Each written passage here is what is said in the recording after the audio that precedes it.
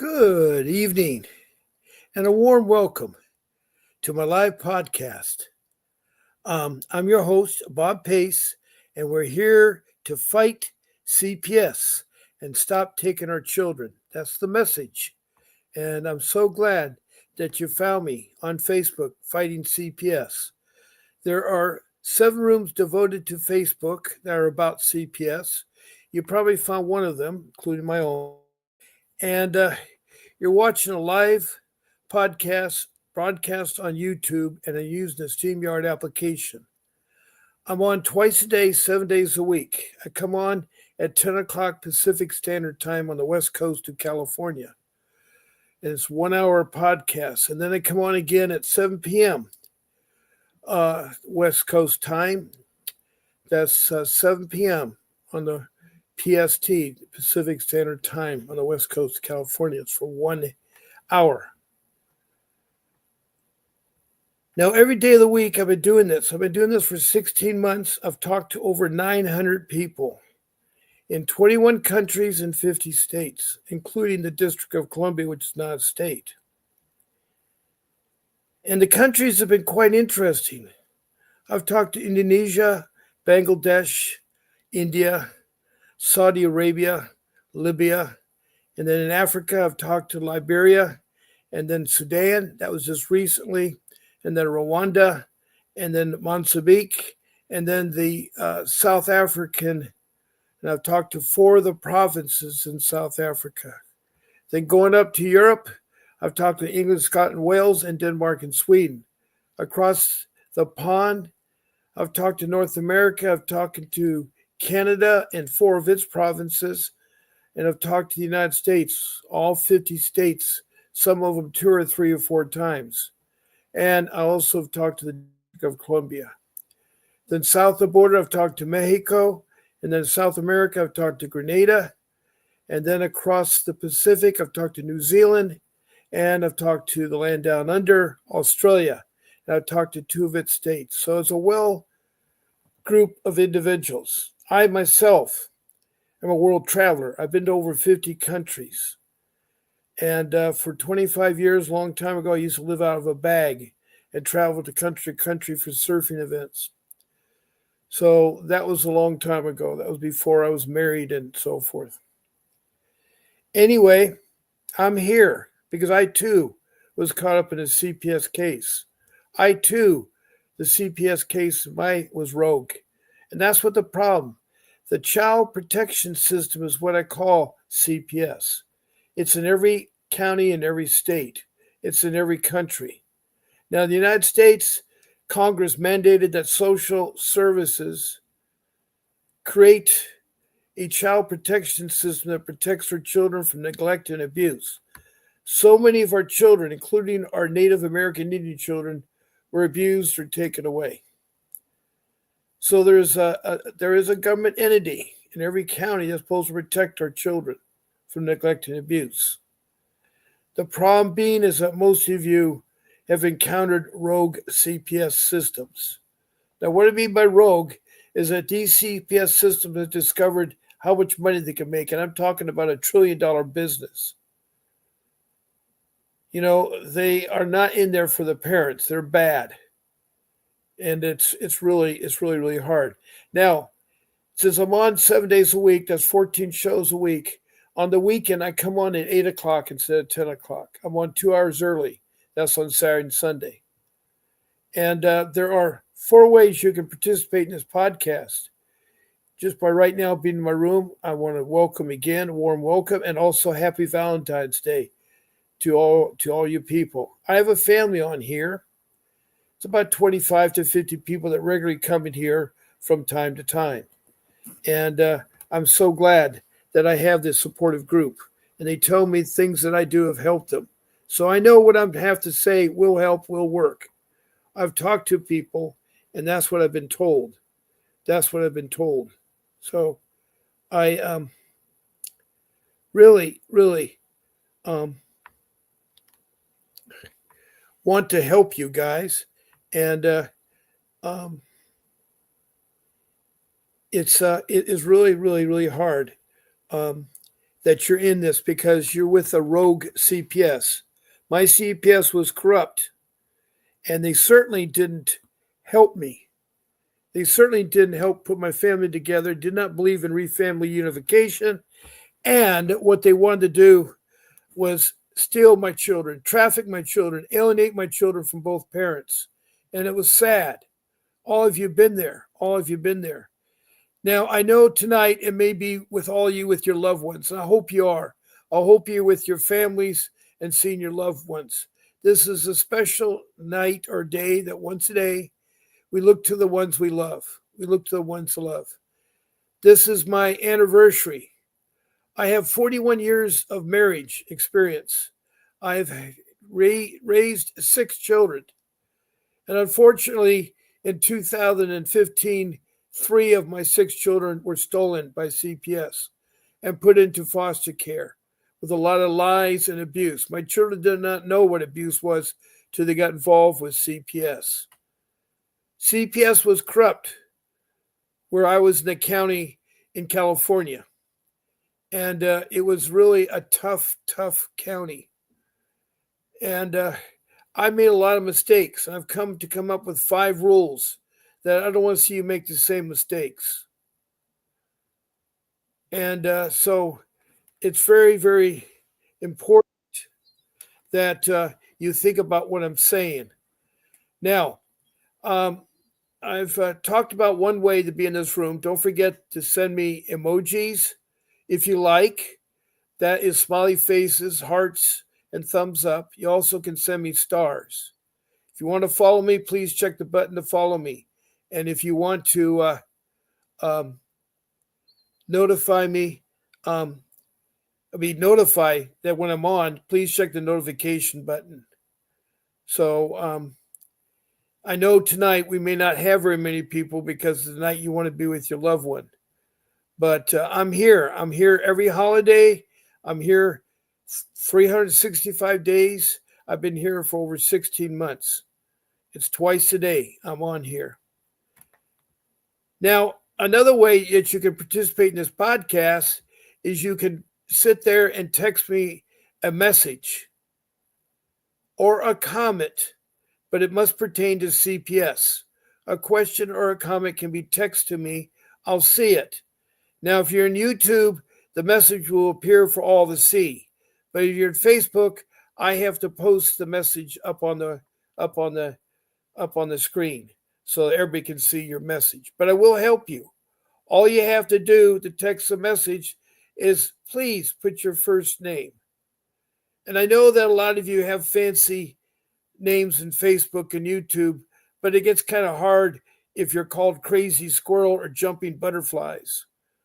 I like a name like John, Sue, Bill, or Mary. That's easy for me to call you. Also, please show the county or the city your case was in. And then, of course, the state. And if you're from another country, please show me your country and province. Your country and province. And I will gladly help you with the CPS case.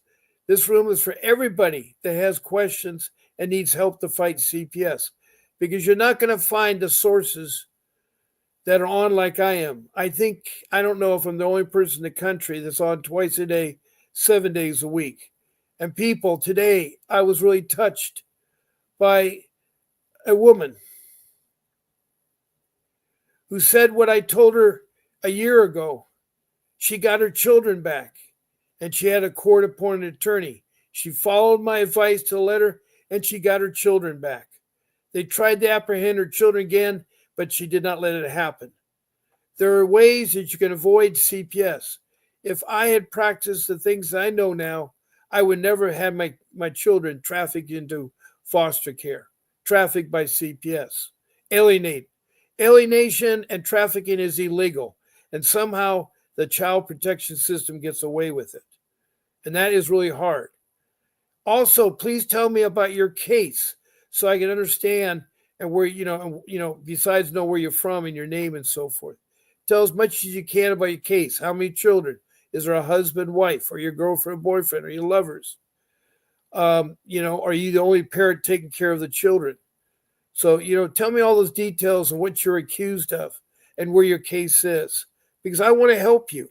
I care about you. I want to help you. Now, a third way to interact in this podcast is to be a guest on my podcast. And I've had lots of guests on my podcast. I have a show producer. Her name is Grace. She works very hard behind the scenes. And she does help me with arranging the guests to get on the podcast. She does help me with other things too. Now, to be on the podcast, all you have to do is email Grace at vincentwdavis.com. That's Grace at vincentwdavis.com. You put in there one of my 14 shows. I want to be a Bob's Sunday evening show. I want to be Bob's Friday morning show. I want to be on Bob's Wednesday. You can pick any show of the 365 days. I do not stop because there's a holiday. I do not stop there. I'm here to help you. And a lot of you need that because a lot of you don't have a professional attorney.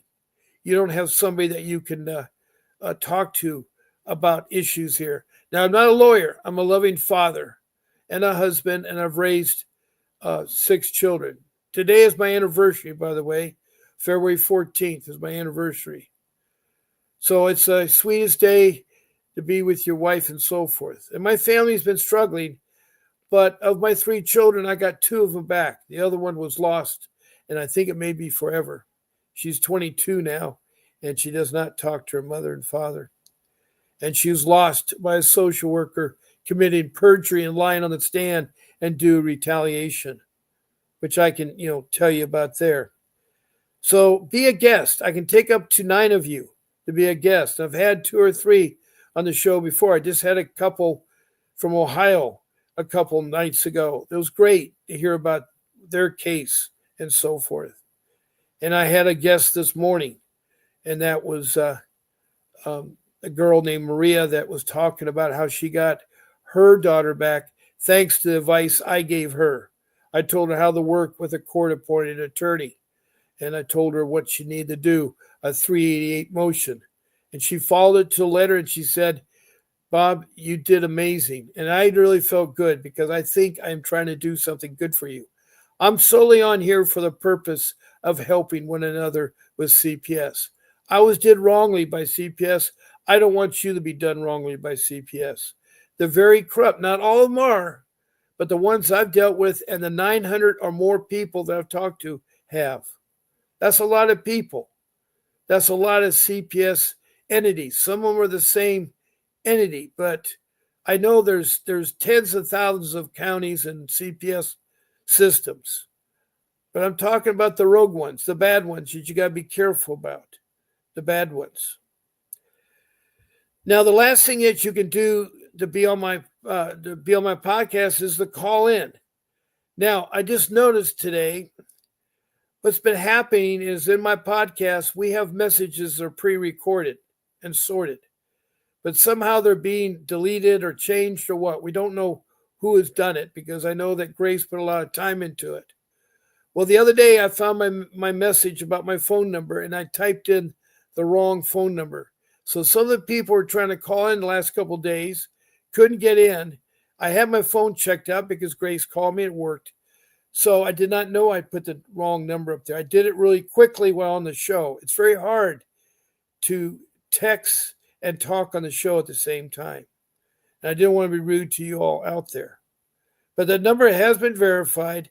That number is 626-698-0990. That's my direct line to my phone.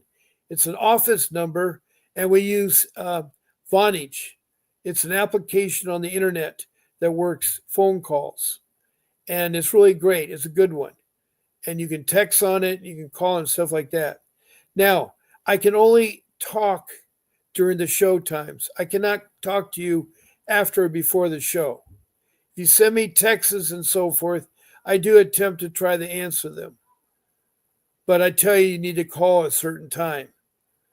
And so it's good right now if you want to call me. The phone line's open and you can call me. You can call me because I'd love to have you talk about your case. Also, by calling in or being on the show as a guest, you qualify for a free 15-minute live conference Zoom meeting with Vincent Davis. He'll talk to you for free for 15 minutes, and you just make a list of questions and prioritize them and ask away. He's not a clock watcher. He'll help you, but he'll give you a good 15 minutes and tell you how to navigate and how to fight CPS. Now, I have 5 rules that I've come up with. 1, you need to find an attorney. 2, you need to take care of your documents. Make a notebook. Also, you need to start an incident time log. And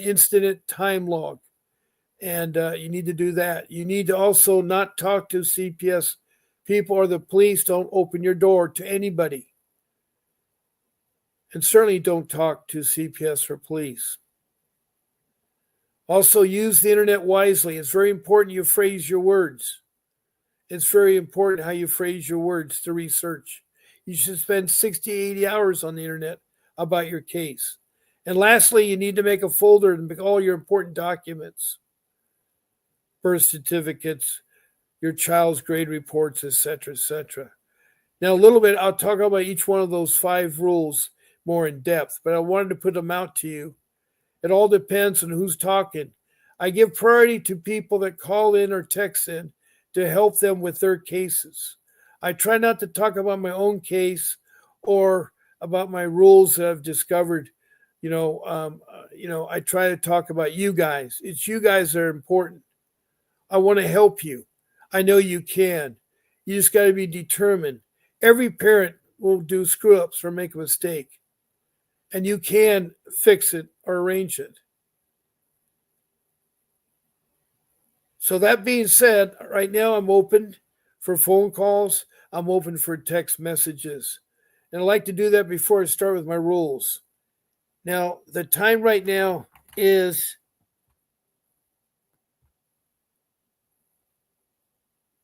7:39. So we have a little less than a half an hour. So that's pretty good. I've talked about my rules and how you can interact on the podcast. One moment, I need to reach for my phone here. Okay, I'll be right with you there. Got to make sure my phone stays charged up because I don't want it to... I had it plugged in, but the plug fell out. So I have to get it here and plug it in. Okay. All right. Okay.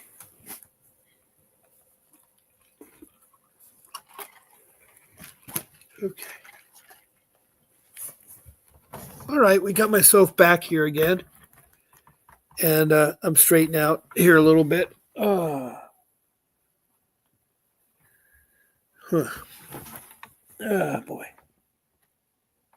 Huh. Now I'm trying to find something there, but I guess it rocked away here. Okay. Now, we've adjusted myself here. And it looks like we got a message from Frank Harris. Welcome, Frank Harris. I don't know if you're new or the first time here because I get a lot of people. It's hard to remember everybody, but the name doesn't sound familiar. Frank says, in my case, the judge stated he feels the social workers are being biased, which I can believe, against me. Is that something I should help in a civil lawsuit? Well, here's the problem about civil lawsuits. If you're going to sue somebody, you got to have your CPS case closed. You got to have your CPS case closed.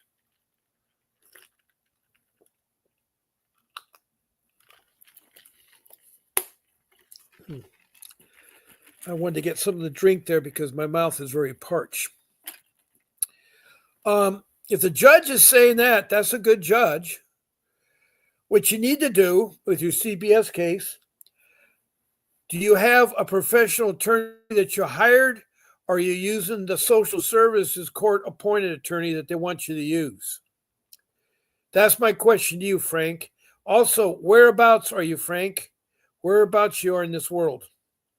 You tell me the city or the county or the country if you're from outside this country.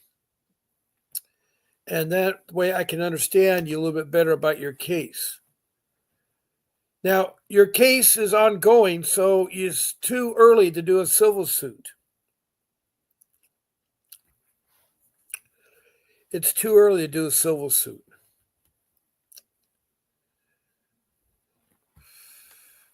So I'll wait there for a minute there for Frank to get where he's from, and we can talk more about his particular case.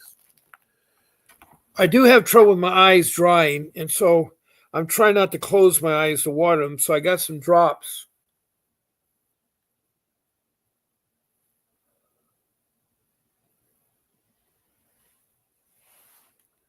Oh, that's much, much better. Much, much better. I wear contacts, and I guess when you're old age, you're not supposed to. But this dinosaur doesn't want to be old. He wants to be forever young. So, Frank, whereabouts in the world are you from?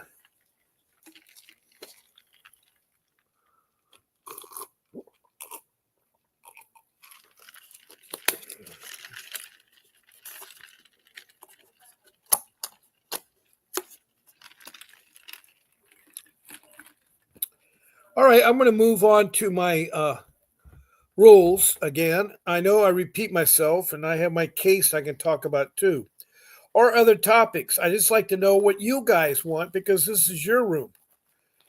I'm here to help you. I'm here to help you work around CPS because you're going to have a hard time if you've never been in there before. Not all CPS entities are corrupt, but a lot of them are, and I call them the rogue CPS entities.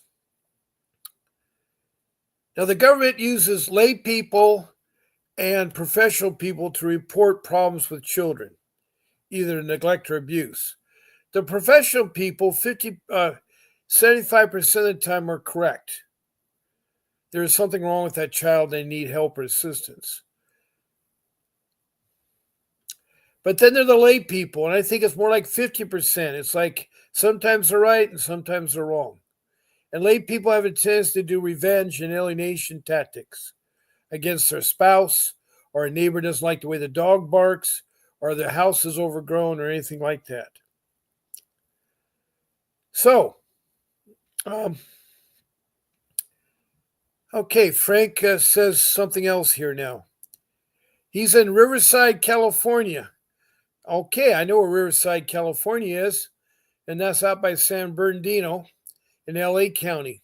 And Vincent, my attorney, goes out there. Now, my case will be closed next week. When I go to court, I also planned something you think would help me in a civil suit. Yes, there is things I can help you with a civil suit.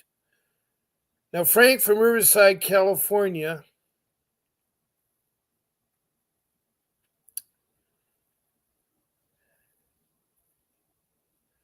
he also plans to hire Mr. Davis. Well, congratulations. I hired him too, and I'm so happy you are. He is good about doing lawsuits. Yes, once your case is closed. Yeah, Mr. Davis, who's the one that puts on this podcast, that along with Grace, our show producer, I have many kudos or thanks to Mr. Davis. He is a brilliant attorney, a professional attorney in juvenile law, family law, and dependency law. He knows it very well. He has fought CPS for 39 years. He's gotten back thousands of children. He's the right person. Furthermore, he also is a trial attorney. And he has done civil lawsuits against CPS, won millions of dollars, both in state court and in federal court.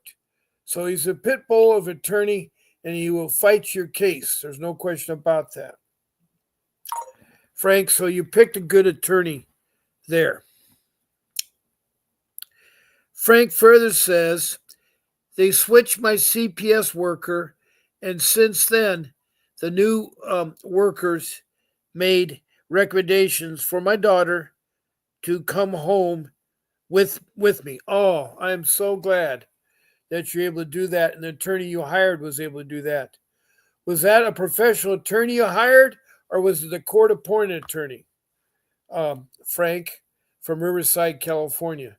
That's good news, and he's going to hire Mr. Davis. That is even better news. So,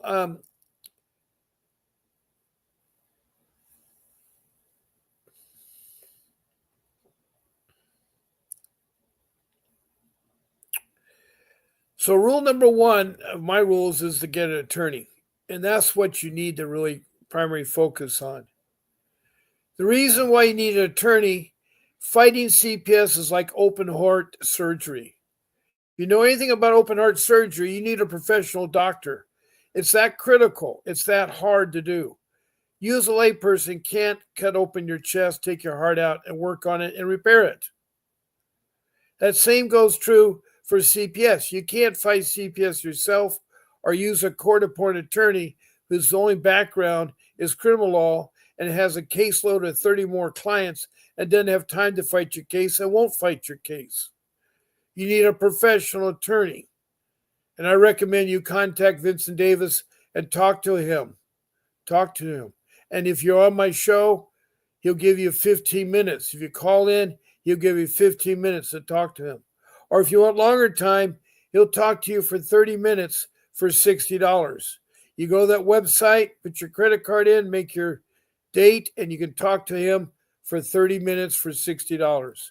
So there's several ways you can talk to him. And you really should. You really should talk to him.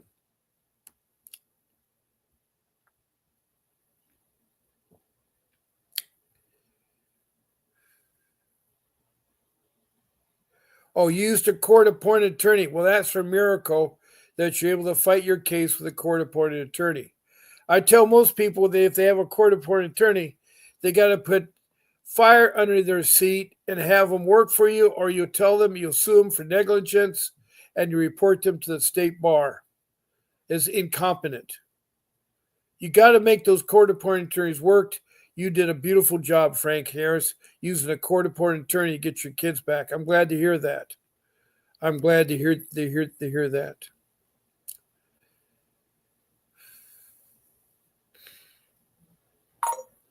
Now, two important calls when you ask an attorney, looking for an attorney. You start off with my rule number 4. My rule number 4 says you need to use the right words to research the internet, the right order of words. If you want to know about CPS, you start off with the city that you live in or the county. And if it's a small city or county, you can use a bigger one. Like if you're in Athens, Georgia, it's a small town. So you may have to put Athens, Atlanta, Georgia. In your case, Riverside's a big city, so you can put Riverside, California, and then you want to use the letters CPS.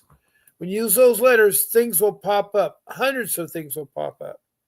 But you want to refine your research, so you may want to put in there how to file a 388 motion. Or you might want to also put in there, I wanted a civil law attorney who has fought CPS and won. You put that there, you get a list of names in Riverside. And so you're going to feel good and comfortable when you speak to these attorneys. That's what you're trying to do. You're trying to see if the chemistry is right. You're trying to see if the chemistry is right. Now, I am open. People can call in at 626-698-0990. 0990.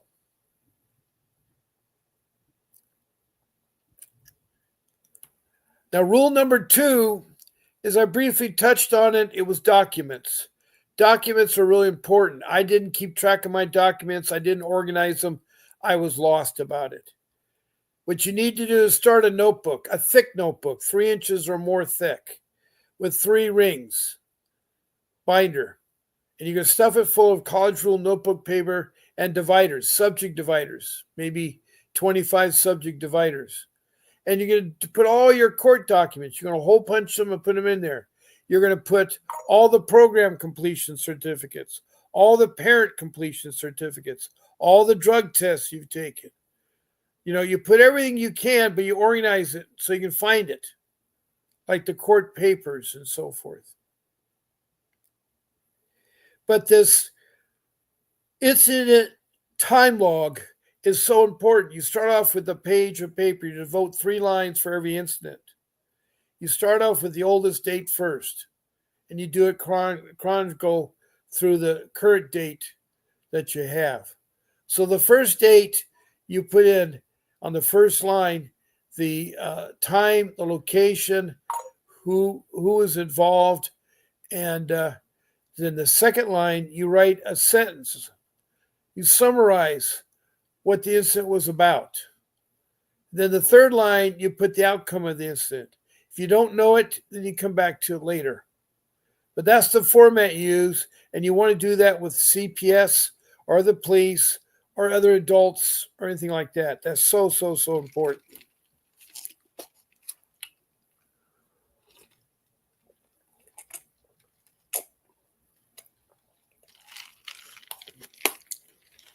Boy, am I thirsty.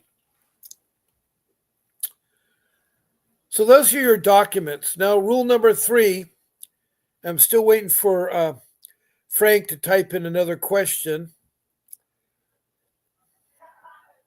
or what you think you can do it. Did they violate your constitutional or civil rights? That's a good one that you can do a lawsuit on. If your civil rights or constitutional rights were violated. Now, my attorney, who happened to be Vincent Davis, wanted to sue the social worker, but she retaliated. She had committed perjury. She lied on the stand, and we caught her in it. And she did a revenge. She said, "You're never going to see your daughter again." So what she did, and so sadly, my daughter was 12 at the time, she coached and told her daughter what to do. Her first thing was to emancipate from the parents. Now, she's only 12, but in the state of California, you can do it when you're 12. So she made up a horrible thing that we're bad parents and divorced us. Divorced not only us, but her 3 brothers, her 2 sisters, her both sets of grandparents, and of course the cousins and the uncles and the aunts and so forth. Then she was instructed to get rid of her name, and she had a beautiful middle name, Hanalei, which is a beautiful place in Kauai. So she got rid of her name, and then she sealed her birth certificate. And she got a new birth certificate so she could be adopted by her foster parents. And those foster parents are her parents now. She got a new Social Security card, and she was double dipping on my Social Security that's being reimbursed to me. When you're 65 or older, you can get money from your Social Security, more additional money to help if you're raising children under the age of 18. So is some additional financial aid. It's my money. I work for it, but she was double dipping. And if social service found out about it, I'm pretty sure they would have done something bad to her. But anyway, that's sometimes a hard thing about life. Life is full of changes.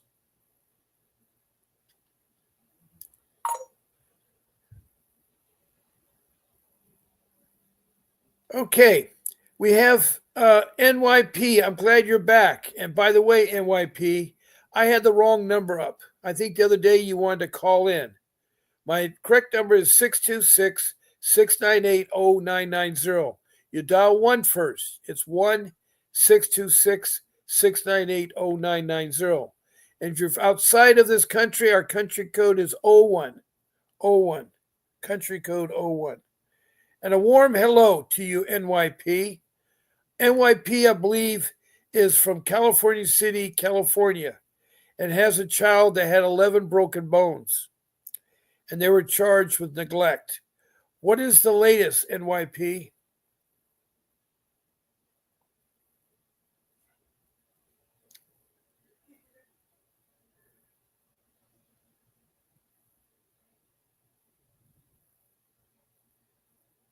Yeah, you can call right now. Right now, my phone number is turned on. I'd love to have you call.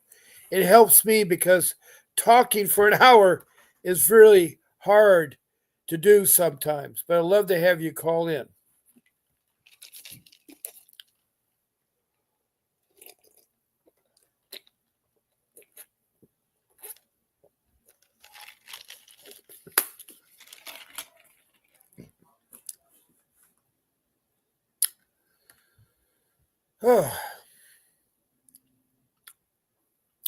Okay, we have Frank from Riverside, California, and we have NYP from California City, California.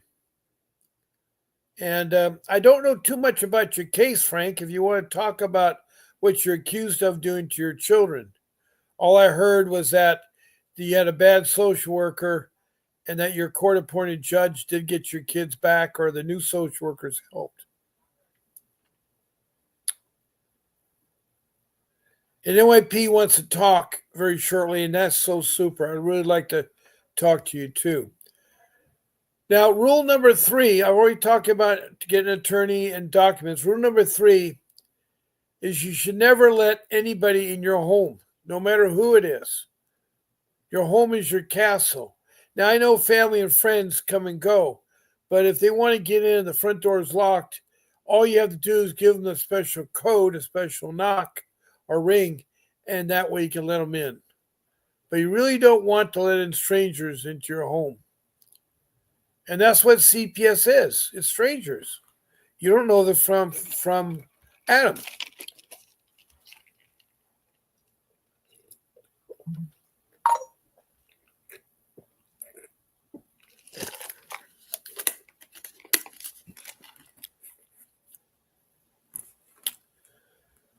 And so my rule number 3 is you do not let social workers or the police in. And you certainly don't talk to them or let them take your children. Because you do talk to them, anything you said will be used against you and turned around and reported something you never said. If you happen to encounter them outside of your home, maybe in your yard or down the street, walking, or if you encounter anything else in your car, what you need to tell them is that because you want to talk to me, it must involve a criminal matter. And I need to have an attorney present through all criminal proceedings. So you stop them, you say, I need to meet with my attorney. My attorney will be in touch to talk to you. Okay. Good evening. Hello. This is a live podcast, and I warmly welcome you. Who am I talking to? This is Naisha Perry, NY, from California City, California. Oh, okay, good. I think my phone's working now. That's good to hear you. Now, you're Alicia Perry? Yes. Okay, Alicia. I'm glad to have you and talk on the show. You've been on my show for quite some time. Is this the first time you've talked to me? Yes. Okay. All right.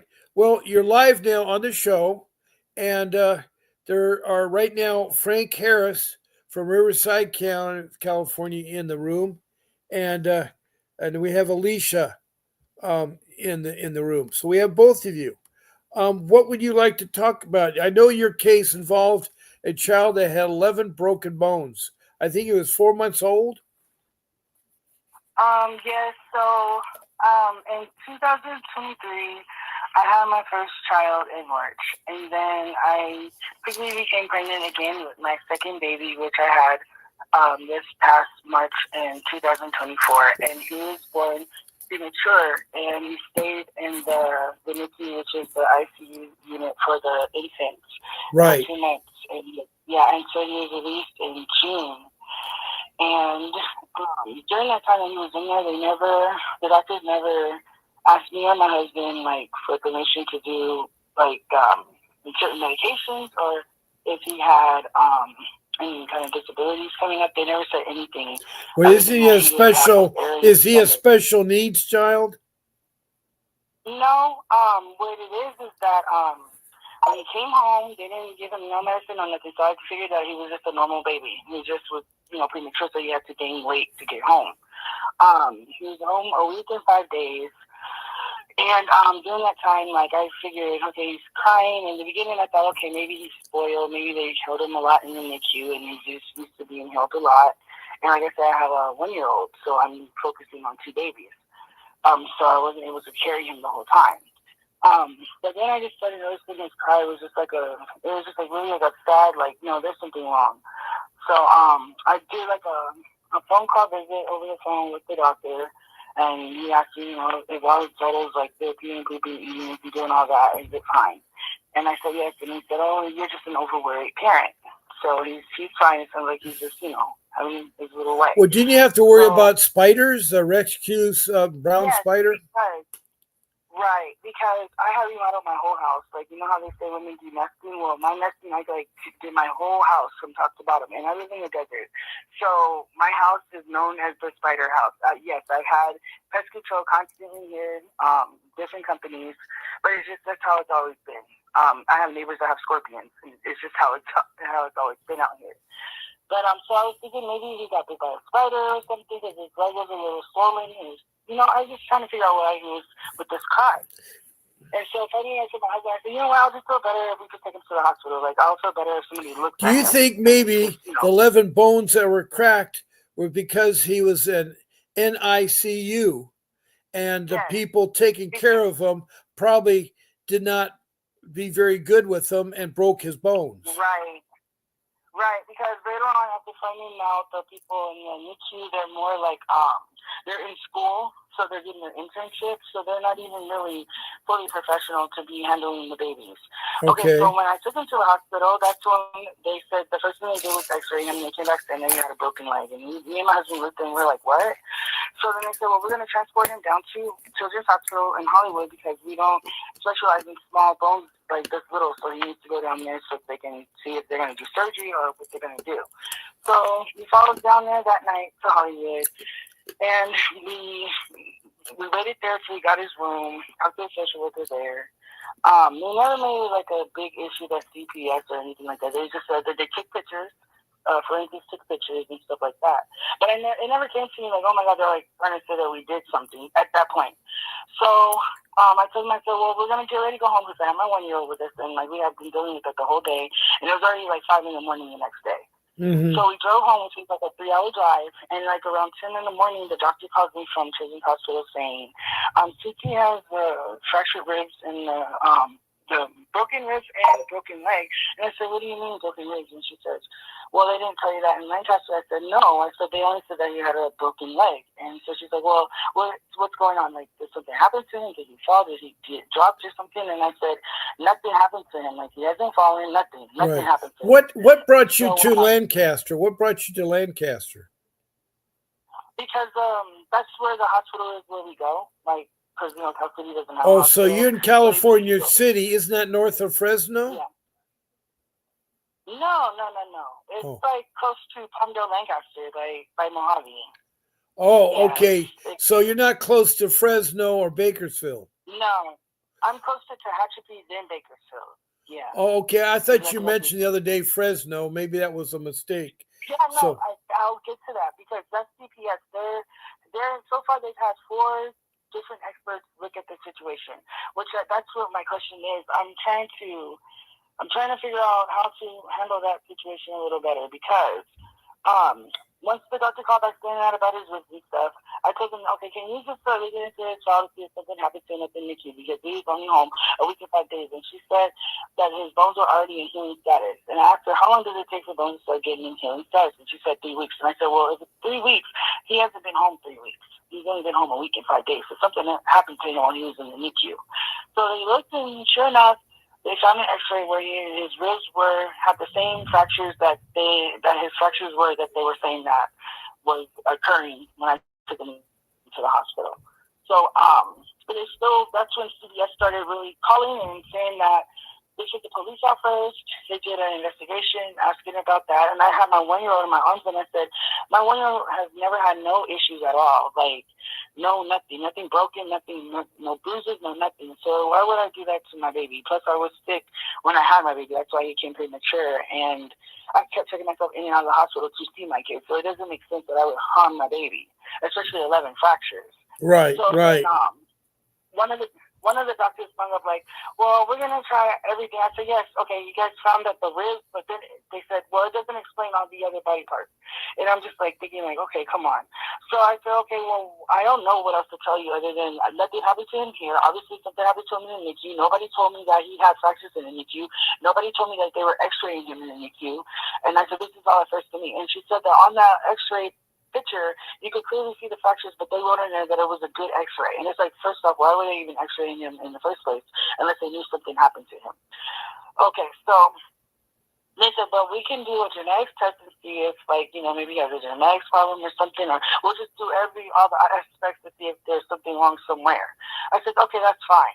So long story short, this is still like the end of June. By July 3rd, CPS came to my house in the night and with the police and came for my 1-year-old.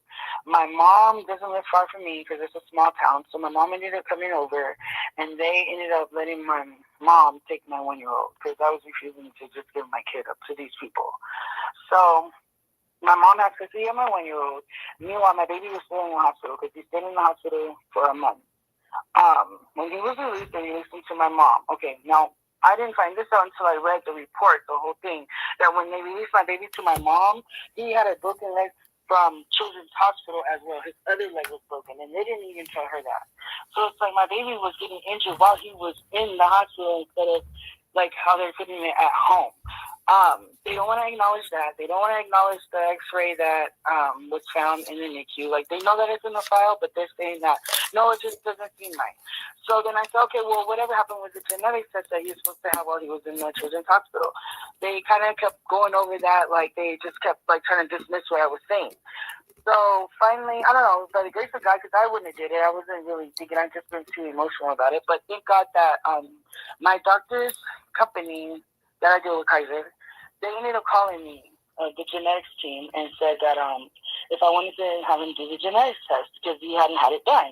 And I said yes, because that's what I was told, that my kids will be released in August if the genetics test that they took will come back positive, and they would release my kids. But they had never did the test. So it was like they already knew they were going to just keep my kids. So so this was September. So I said, okay, yes. My mom will meet me down at the blood center. We'll have them draw blood, and then we'll see what the results are. So they said it's extent to none, but it's just a chance, and we're curious because it's a lot of fractures for a little infant baby. I said, yeah, I totally agree. So long story short, they did the test, and a week later they called back saying that my baby has a rare genetic bone disease, and it does explain the fracture. So the genetics specialist doctor wrote a letter to the court explaining that this disease is often confused with child abuse, and that this child was not child abuse, and that the courts need to release him. They didn't even want to acknowledge the note. They act like they didn't know where the note came from when it was clearly like legible. The doctor's heading was on there, everything. Well, who did you give that to? I gave it to my attorney, which was at that time court-appointed attorney. And what did that attorney do with that note? She turned it into the judge.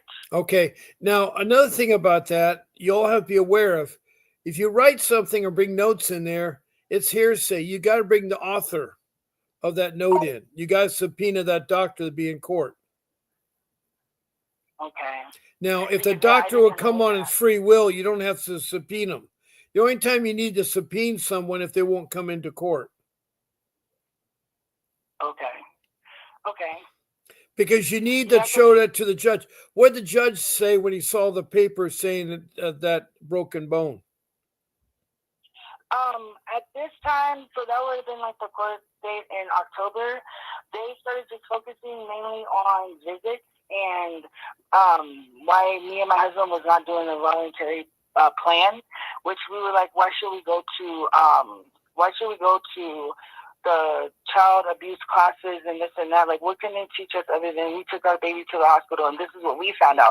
That's what happened to our baby while he was out of our care. Somebody else did something to him and we're being accused of it. Right, so, right. They don't even talk about his broken bones. They don't talk about nothing. It's more focused on the volunteering plan. And I just think that that's just wrong. Have you ever thought about having your own doctor examine your child?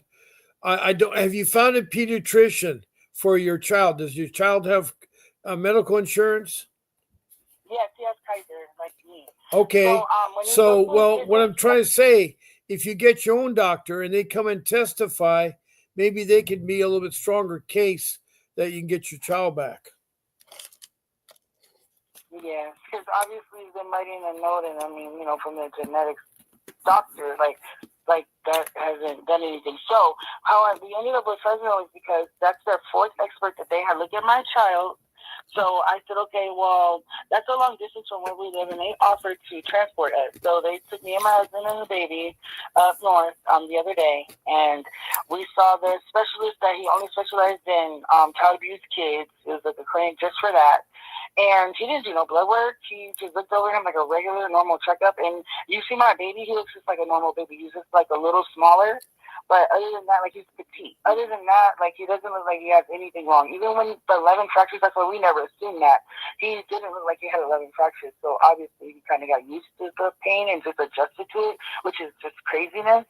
But just because they look fine doesn't mean that they are fine. And so I was just thinking, like, okay, so they're going to listen to a person that hasn't done no blood work, all he do is just look at him from the outside and say, okay, and he wrote up whatever he wrote on paper, whichever. But it's like, okay, we've been the four experts, and they're not going to prove anything different other than this is in my baby's blood. And I hate that it is because it's rare. They don't know much about it. They don't know how my baby's going to turn out. All I know is every month he's going to be, like, on an IV to help get his bones stronger. They don't really know too much about it. Only 1 out of 20,000 babies have it. So I don't know. It's just craziness to know that I don't have a bonding with my baby. I only had him home a week and 5 days, and he's still gone. Okay. Where are you at on your case? Because we're going to close down tonight. Doesn't mean you can talk again tomorrow. But I need to tell you that my show's over at 8 o'clock tonight. Okay. We were supposed to have a jurisdiction court date, which was supposed to be February 10th, and then on February 10th they scheduled that doctor's appointment in Fresno, so they extended the court date to March. Okay, good. Can you do this? Can you call again tomorrow morning or tomorrow night, and we can finish your story? In the morning. Yeah. Okay. All right. I want to thank you so much for calling in and sharing your story. Alicia, I've been following you for a long time. So I'm glad you're there. So I try to help. I also want to thank Frank. I appreciate it. I also want to thank Frank Harris for calling in. I mean, not calling in, but for texting in. He has a bad case in Riverside. I want to help you, Frank. So make sure you're on my podcast tomorrow morning at 10 o'clock. Oh, I'm sorry. Saturday is tomorrow. So I'm on at 8 o'clock in the morning. 8 o'clock in the morning. Okay. And so I'll be on the show at 8 o'clock in the morning. So I want to tell you all, thank you very much for, talking and being a part of this podcast. Remember, keep fighting for your kids. Do not give up. I will help you. I care about you. God bless you all. And again, happy Valentine's Day. And I'll see you tomorrow morning at 8 o'clock. This is Bob Pace signing off.